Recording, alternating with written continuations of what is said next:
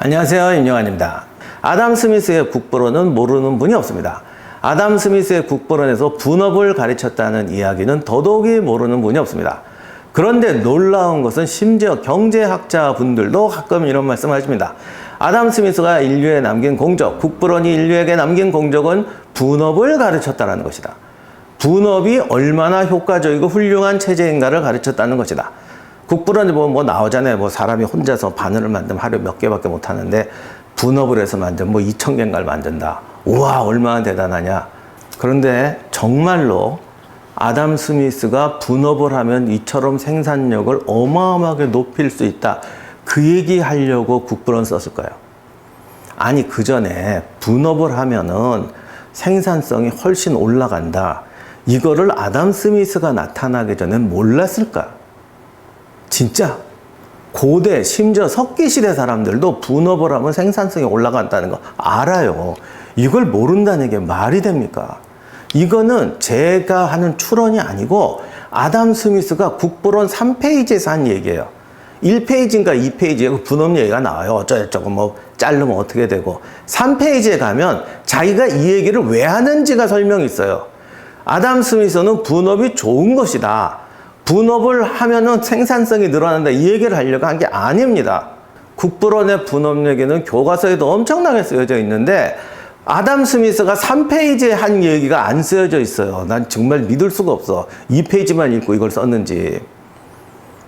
아담 스미스가 말했던 것은 왜 이 좋은 것을 사람들은 하지 않고 지금까지 안 했을까? 왜? 다시 말해서 사람들이 분업을 하고 생산력이 폭발적으로 증가해서 나라가 부강해지는 건 분업이 좋다는 걸 몰라서가 아니라 좋은데도 실현하지 않는 이유가 있었기 때문이다. 또는 그것을 실현할 수 있는 조건이 만들어지지 않았기 때문이라는 겁니다. 그 조건을 만들면 생산력이 폭발적으로 증가하게 된다. 그리고 생산력이 폭발적으로 증가했을 때 그것이 우리 인류 사회에 어떤 변화를 초래할 것이냐. 가격은 수요와 공급이 만나는 선에서 결정된다. 이거를 국가 권력이나 어떤 게 왜곡시켜서는 안 된다. 가만히 두면 알아서 조정된다. 이걸 보이지 않는 손이라고 그랬죠. 아담 스미스가 이 보이지 않는 손이라는 걸 얘기한 걸 왜 했냐. 다시 말하면 보이지 않는 손이라는 건 원래 있던 법칙을 발견한 것일까요? 아니면 아담 스미스가 새로 창조한 법칙일까요? 아니면 원래 있었는데 전에는 그렇게 중요하지 않던 것이 이 시대에는 그것이 중요한 것이 된 것일까?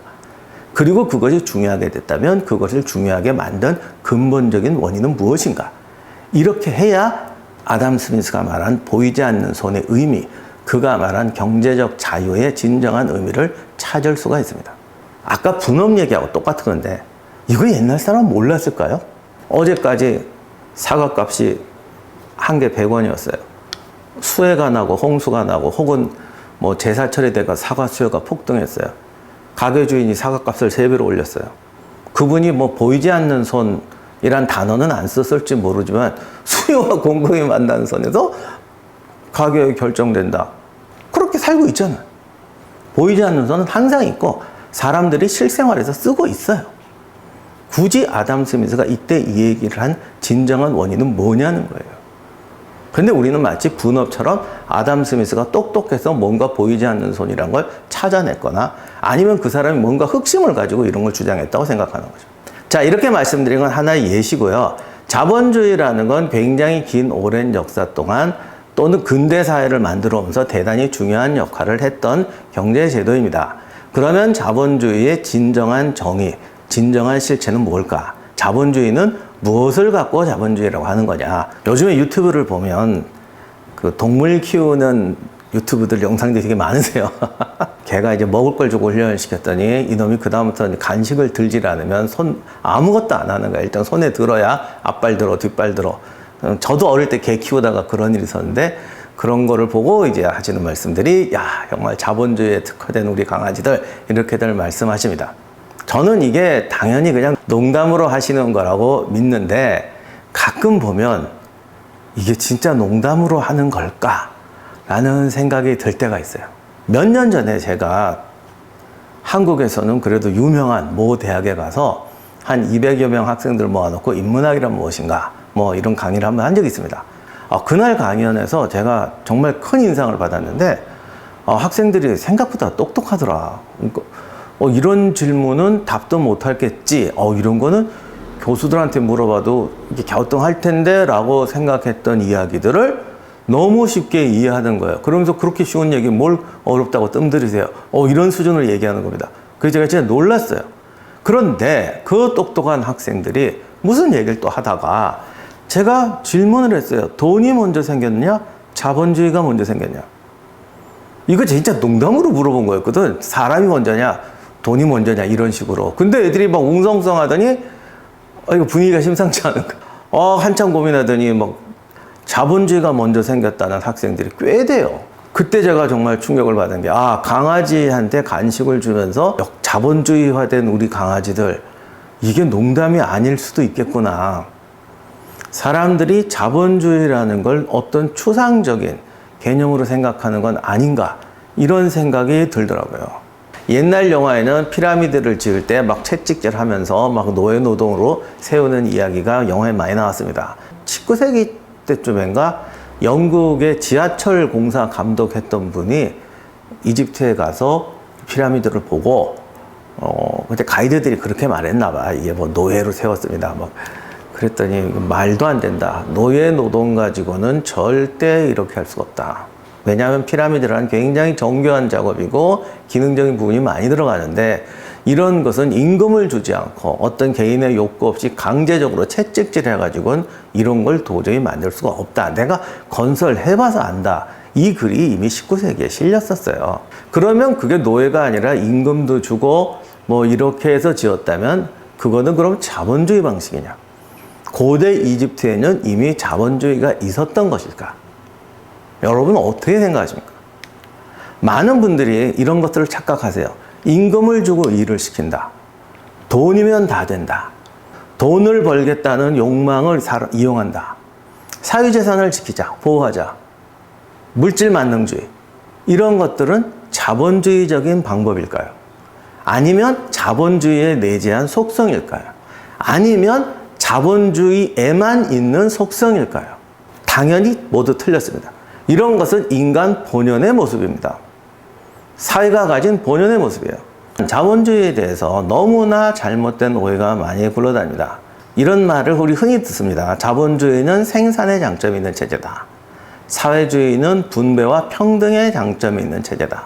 칼 막스가 만약 이 말을 들었다면 동의했을까요? 절대적으로 분노합니다. 말도 안 되는 소리라고. 칼 막스는 자본주의 다음 사회를 사회주의라고 했는데 그것은 자본주의가 생산과 발전과 물질적 풍요를 이루는 데는 장점이 있지만 정신과 삶을 피폐하게 만든다. 그러니 좀 더 정신적이고 고상한 사회로 가기 위해서는 사회주의를 해야 된다. 이렇게 말하지 않았습니다.